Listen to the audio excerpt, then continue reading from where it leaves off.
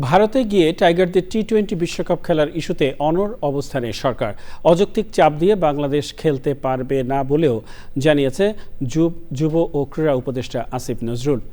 সচিবালয়ে এক সংবাদ সম্মেলনে ভেন্যু পরিবর্তনের অতীত নজিরের উদাহরণ দেন তিনি। আদিল আহমেদ শানের রিপোর্ট। আইসিসির বেঁধে দেয়া 21শে জানুয়ারির মধ্যে ভারতে বিশ্বকাপ খেলবে কিনা বাংলাদেশ তা জানানোর কথা ছিল বিসিবির।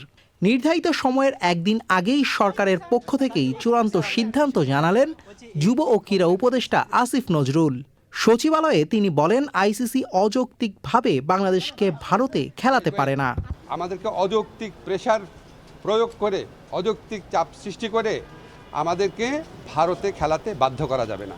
রাজনৈতিক ইস্যুতে পাকিস্তানের মতো বিশ্বজয়ী দলের ভেন্যু পরিবর্তনের নজিরও তুলে ধরেন তিনি। পাকিস্তানে ভারত খেলতে যাবে না বলেছে, আইসিসি ভেন্যু চেঞ্জ করেছে।